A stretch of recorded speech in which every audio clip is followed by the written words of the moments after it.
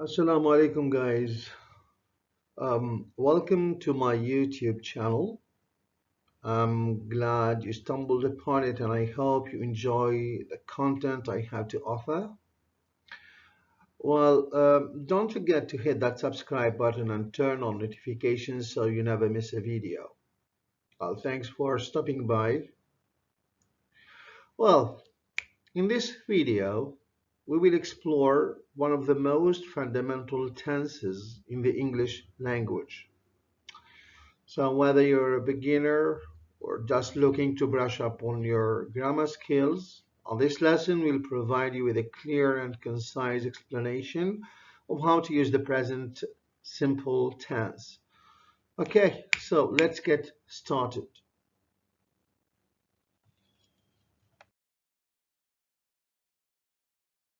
Um, there are two learning objectives in this lesson. Well, the first one is to identify different situations where the simple present tense is used. The second one is to use the simple present in affirmative, negative, and interrogative sentences. Now, hopefully upon the completion of this lesson, you'll be able to use the present simple effectively.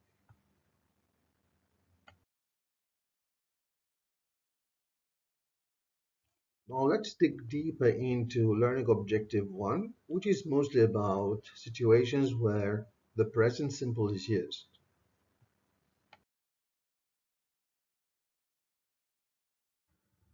Here is a sample text about the present simple. I'm going to read this text and I would like you to follow. Tom works at a bank. He is the manager. He starts work every day at 8 a.m. He finishes work every day at 6 p.m. He lives very close to the bank. He walks to work every day. His brother and sister also work at the bank, but they do not live close to the bank. They drive to work. They start work at 9 a.m. In the bank, Tom is the boss. He helps all the workers and tells them what to do. He likes his job. He's also very good at his job. Many customers like Tom, and they say hello to him when they come to the bank. Tom likes to talk to the customers and make them feel happy. Tom really likes his job. As you probably noticed, I have highlighted some words in orange. Now these are verbs. So the word works is a verb. Drive is a verb. Walks is a verb. Starts is a verb. And there are some other expressions that I highlighted in green. Well, these are adverbial phrases of time. So we use them when we talk about present actions.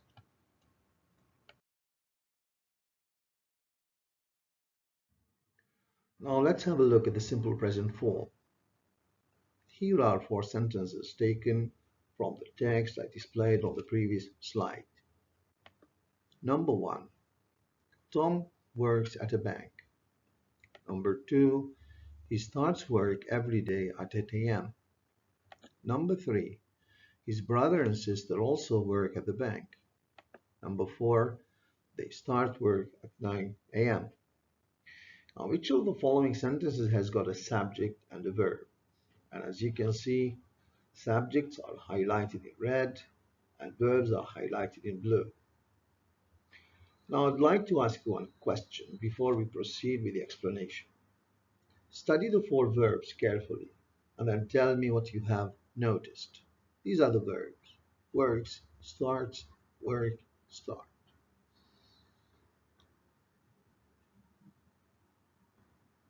Cool.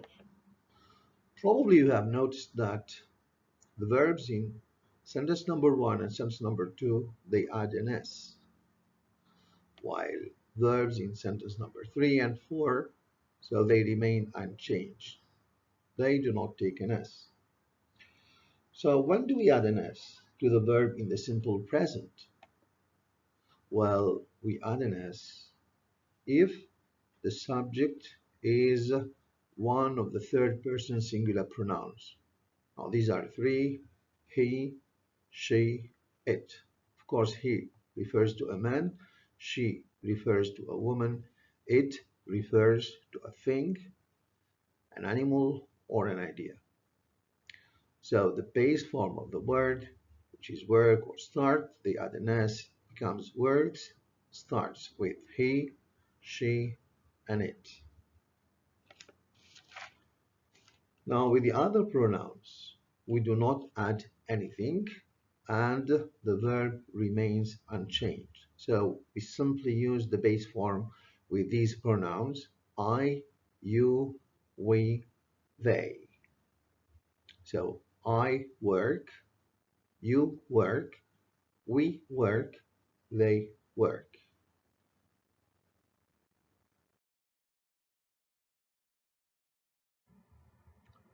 Now let's talk about English pronouns.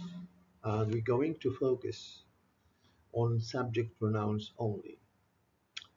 So what are subject pronouns? Subject pronouns are a type of personal pronoun that are used as the subject of the sentence. They are used to replace a noun that is performing the action of a sentence. Now in English, there are 8 subject pronouns. I, this is the first person singular pronoun, and it is used when referring to oneself as the subject of the sentence. For example, I love pizza. The second person singular pronoun is you. This is when you're addressing a male person or a female person. The third singular pronoun is he. This is when you are referring to a male person, she, if you're referring to a female person, and it, if you're referring to an animal, an idea, or a thing.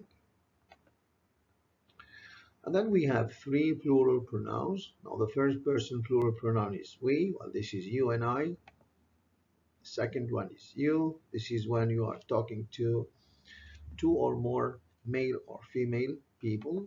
And the last one is they, when you're talking about people who are not present, things or ideas. Now, these are the 2 forms of the verb in the present simple. It's either base form plus s or base form only. So, which pronouns take the base form and which pronouns take the base form plus s? Let's have a look. I work. You work. He, she, and it works. We work. You work. And they work. Now, as you can see, only the third person singular pronoun takes an s in the present simple. I think this is clear, isn't it?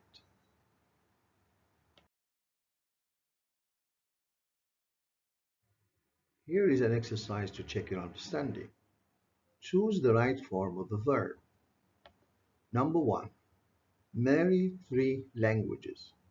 So what should we choose? Speak or speaks? Great. The answer is speaks. Well, we could replace marry by she. She is the third singular pronoun and the verb must take an s at the end. Number 2, most students their homework at night. Is it does or do? Well done. The answer is do. Now, most students could be replaced by they. This is the third plural pronoun and the verb should take the base form. Number 3, it in some parts of England in winter. Should we say snows or snow? Excellent. So the answer is snows. Now it is the third person singular pronoun and the verb should take an s. Number 4, my father as a firefighter. Work or works? Well done. Now the answer is works. My father could be replaced by he, and this is the third person singular pronoun.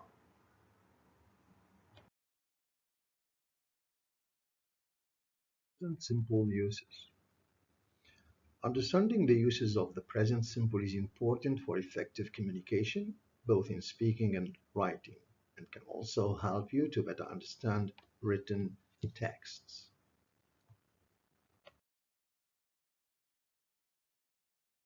Let's consider the following situations. Number one, 4 and 4 make 8.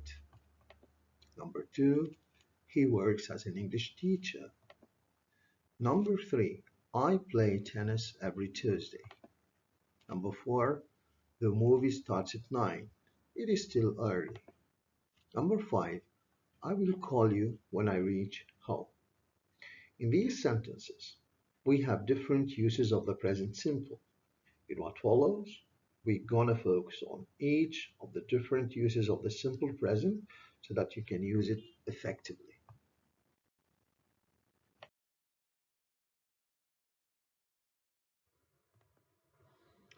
Now we use the present simple to talk about general truths and facts.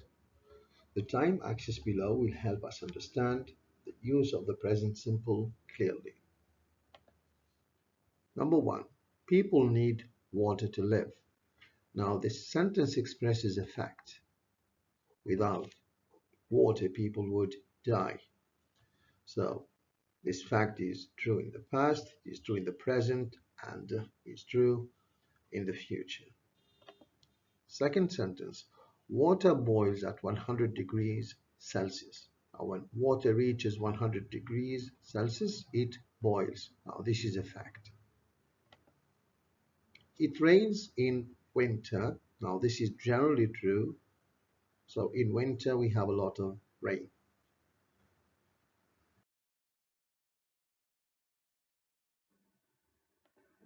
We use the present simple for permanent situations, situations that do not change. Okay, now number one, I live in Abu Dhabi. Now this means that I started living in the past, I am still in Abu Dhabi, and I may live in Abu Dhabi in the future. Now this is what you call a permanent situation. She doesn't like mushrooms. Well, this is a permanent situation. So in the past she didn't like it, now she doesn't like it, and maybe in the future she won't like it. The third one, Peter works in a bank. Now this is a permanent situation. So he started working in the past, he's still working in a bank, and in the future he may carry on working in a bank. We also use the present simple to talk about habits and routines. We use the present simple for things that we do regularly. Uh, for example, my son goes to bed at 11 p.m. Well, this is his habit. So at 11 p.m. he goes to bed.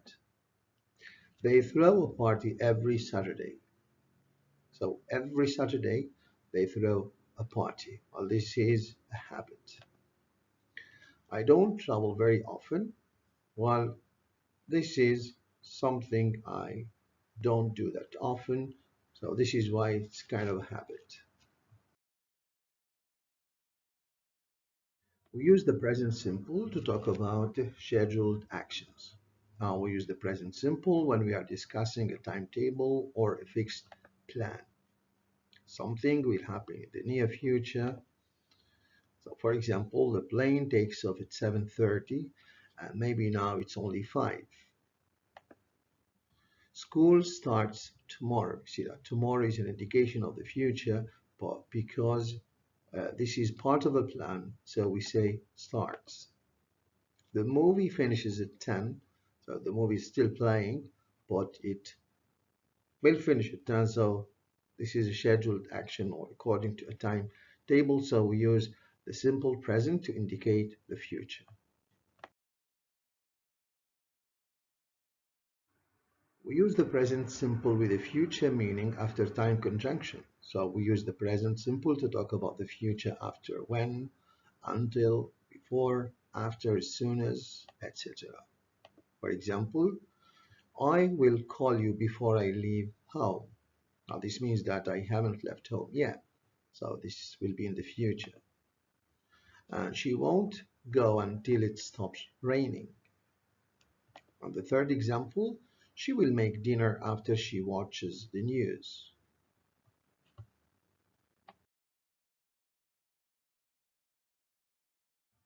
Sometimes we use clue words or signal words to talk about the simple present. Adverbs of frequency: always, usually, often, sometimes, rarely, never. For example, I never drink wine. They usually throw a party. They are always late. Sometimes they drive to Dubai. And we have some adverbial phrases of time. For example, every day. Okay. For example, I um, do my homework every day.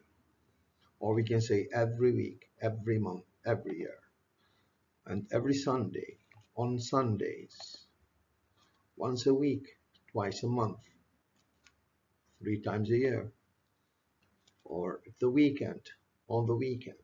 Okay, there's nothing like in the weekend, it's long. So we say either at the weekend or on the weekend.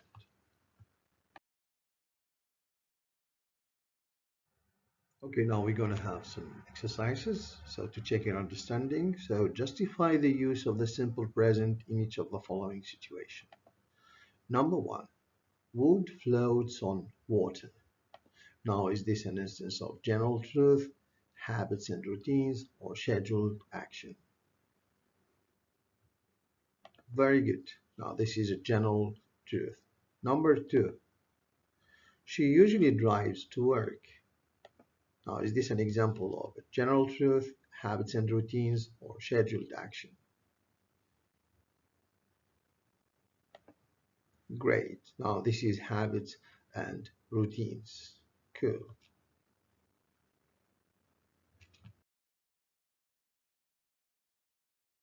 Number three, Lujain has a yoga class tomorrow at 5. Now, is this to express general truth, habits and routines, or scheduled action? Tomorrow at 5. Great. Now, this is a scheduled action. So here, according to a plan. Great. Number 4. I will submit my assignment as soon as I finish it. Now, is this about after time conjunctions, or habits and routines, or scheduled actions? Great. This is after time conjunctions. So here we have as soon as I finish. Now this is in the future. So it is the present simple but with a future meaning.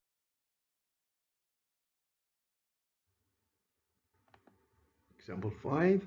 Tim works in the local library. Now, is this permanent situation, scheduled action, or habits and routines? Tim works in the local library. Very good. Now this is a permanent situation. The last example, the sun sets in the west. Now, is this about permanent situation, general truths, or habit and routines? Yeah, very good. Now, this is a general truth. Great.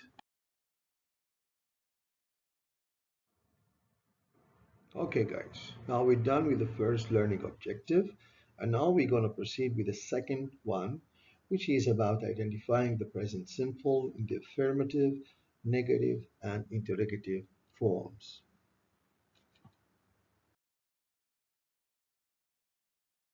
The affirmative form of the present simple.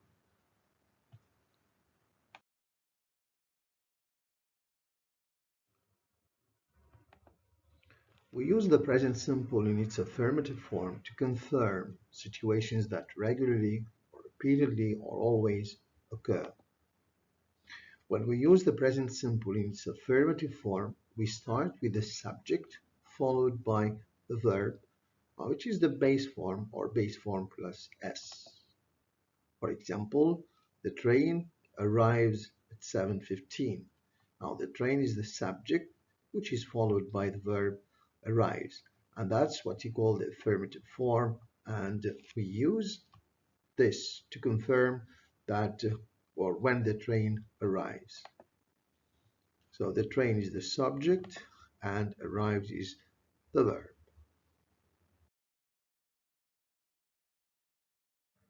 The negative form of the present simple.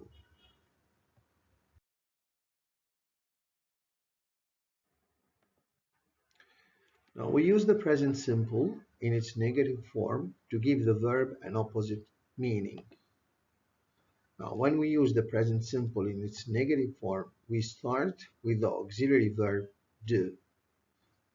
Do in the present has got two forms. It's either do or does. Or we can use be, which has got three forms in the present simple, is, are. For example, the train does not arrive at 7:15. Well, this is the opposite meaning of the train arrives at 7:15. So we say the train does not arrive at 7:15. Now here we have the helping verb or the auxiliary verb do. In the third person singular it becomes does, and we add the negation word, which is not, before the base form of the verb arrive. Okay, good. And they are not twins. Now this is the opposite of they are twins.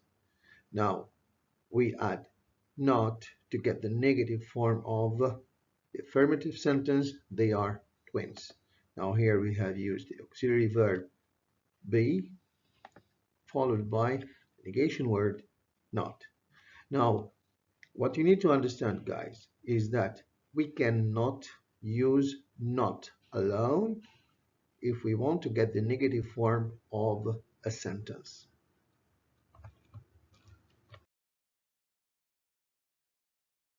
Let's see how we get the negative form of a sentence.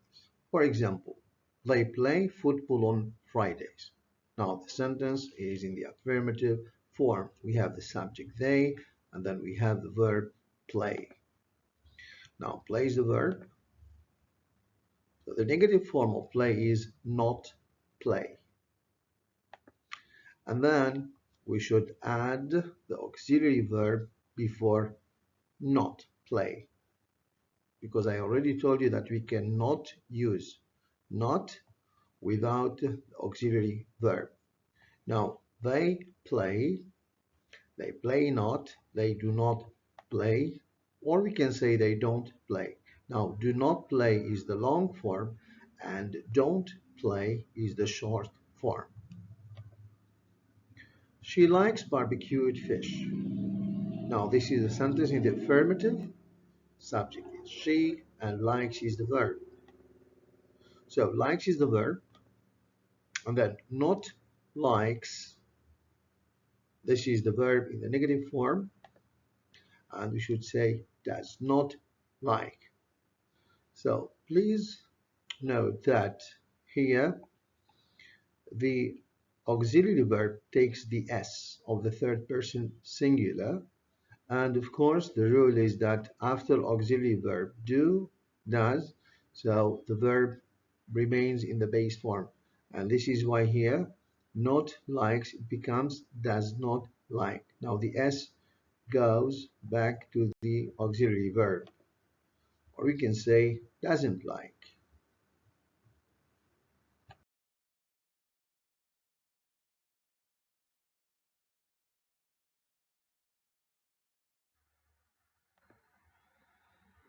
Now, in this sentence, I won't give you a main verb. So we have the verb to be here. They are from Pakistan. Now, are is the verb and are not is the negative form of this verb. We do not need the do here because are is, or the verb to be, is an auxiliary verb. We cannot have two auxiliary verbs in the sentence. So are, the negation, negative form is are not. So or aren't. Now this is the short form of are not. Now it's a crocodile. The verb is, and the negative form is not. So it isn't. This is the short form. I'm interested in action movies. Now the verb is am, and then I'm not. Now amn't, well, this is Irish, and it is not very common, but we can say I'm not. Okay, I'm not. Great. The interrogative form of the simple present.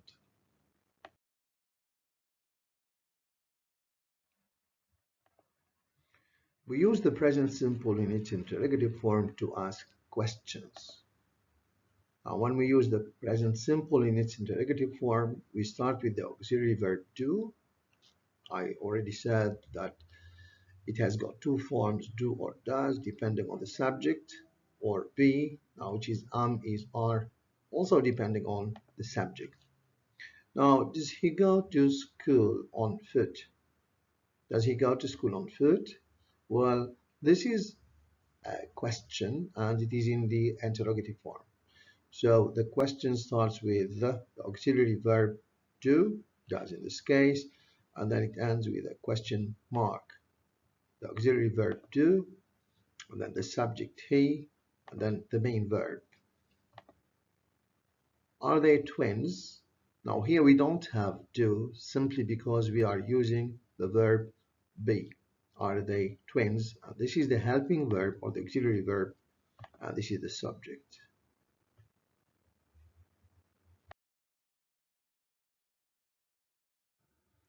How do we go about changing a sentence from its affirmative form to the interrogative form? This is what I'm going to show you now, guys. He goes to school on foot. Well, the sentence is in the affirmative form because it starts with a subject followed by a verb. He goes. Now, he goes to school on foot. So here we need to start with the auxiliary verb. Now, do or does. Well, this depends on the subject. Now, here you can see that we have he goes. Now, the verb bears the S of the third person singular. So normally in this case, we have to choose does. Okay? Now, he goes to school on foot. Now, this is wrong. Why?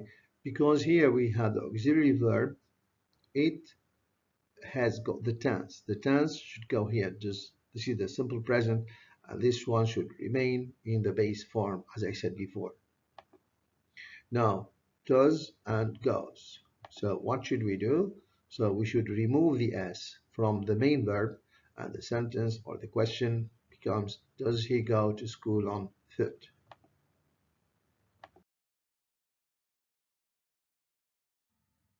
Here is another example of how we can change a sentence from the affirmative into the interrogative form.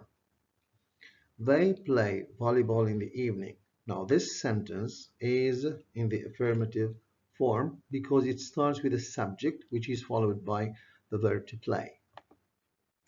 Now they play volleyball in the evening, and we have a question mark at the end. Now here we need to start with the auxiliary verb do or does. Now according to you, should we use do or does? Okay, great. Yeah, we should go for do simply because here the verb doesn't have an S. Now, if the verb has got an S, we should opt for does, but if the verb doesn't have an S, we should opt for do. Okay? Now, do they play volleyball in the evening? Now, this sentence is in the interrogative form, and the answer should be yes, they do, or no, they don't.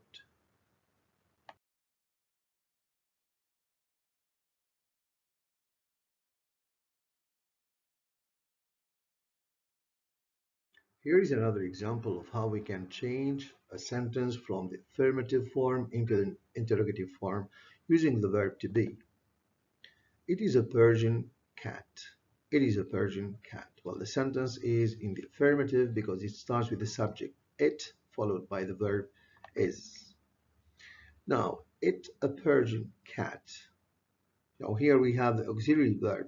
We do not need do. So what should we say? Is it a Persian cat or does it a Persian cat? Think about it. Yeah, very good. So we should go for is. Normally because if we go for does, we should have a verb. The main verb should appear after the subject. But as you can see, after the subject it, we do not have a main verb here. We have nothing. So this is why we should say, is it a Persian cat? But not, does it a Persian cat? Now the answer is it? Okay, cool. Now, is it a Persian cat? And this is a yes/no question. The answer is yes, it is, or no, it isn't.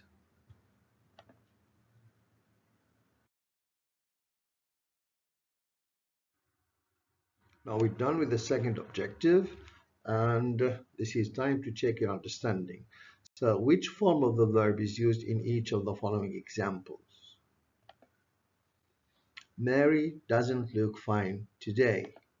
Now, is this the affirmative, negative, or interrogative form? So, focus on the verb doesn't look. Very good, guys. Now, this is the negative form of the verb because we have the not in the sentence. Number two, Darren knows the answer to the question. Darren knows the answer to the question. Now, is this the affirmative, negative, or interrogative form of a sentence? Think about it. Excellent. Now, this is the affirmative. Here we have the subject, Darren, which is followed by the verb knows in the positive form.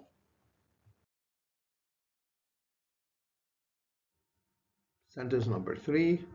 Do you play the piano? Do you play the piano? Now, is this affirmative, negative, or interrogative? Excellent, guys. Now, this is a question. Now, this is the interrogative form of the verb, and it starts with the auxiliary verb do, followed by subject, and then by the base form of the main verb play. Sentence number four. I sometimes watch TV. I sometimes watch TV. Now, is this the affirmative form, the negative form, or the interrogative form? Well done. Now, this is the affirmative form. We have the subject, which is followed by the verb to watch. I sometimes watch TV.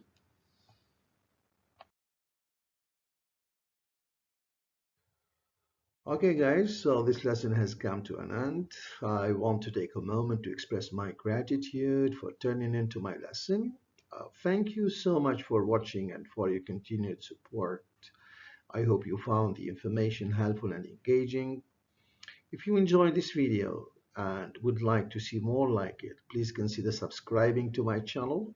So by subscribing, you'll be the first to know when I upload new content and you'll never miss a lesson. Plus, your support will help me to continue creating valuable content for you and others to enjoy. Thank you again for watching, and I hope to see you in my next video. Bye bye, guys.